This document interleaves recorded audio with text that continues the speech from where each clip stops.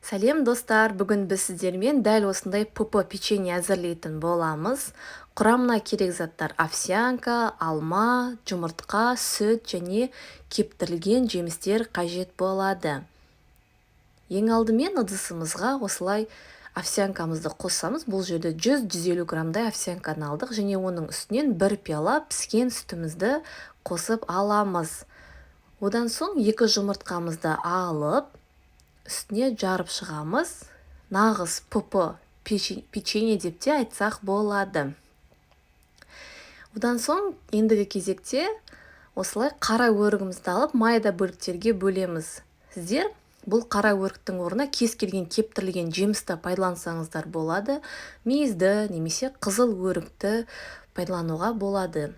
Немесе құрман пайдалансаңыздар да дәмі өте керемет болады. Одан соң осылай асқабақ дәнін де аздап қосып жібереміз. Бір алманы алып, үкіштен жақсылап өткізіп аламыз. Алманың орнына алмұртты пайдалануға да болады. Бұл бізде қантты алмастырғыш ретінде, яғни печеньемізге тәтті дәм ретінде қолданылады. Міне барлығын енді бір келкі масса болғанша жақсылап араластырып аламыз. Міне массамыз дайын болды.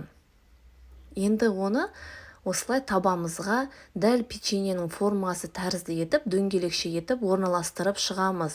Егер сіз арықтау кезеңінде жүрген болсаңыз, немесе артық салмақтан арылу кезеңінде жүрген болсаңыз, міндетті түрде осы печеньені жасап көруге кеңес беремін.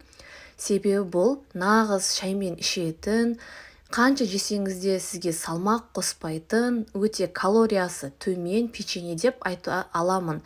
Сондай-ақ бұл печеньені біздер кішкентай балаларға да жасап берсек болады. Өйткені құрамындағы заттардың барлығы табиғи, ешқандай қоспасыз, ешқандай консерванттарсыз, бояусыз жасалған үй жағдайындағы ПП печенье. Бір жасқа толмаған 8-9 айлық балаларға прикорм ретінде де бере берсек болады.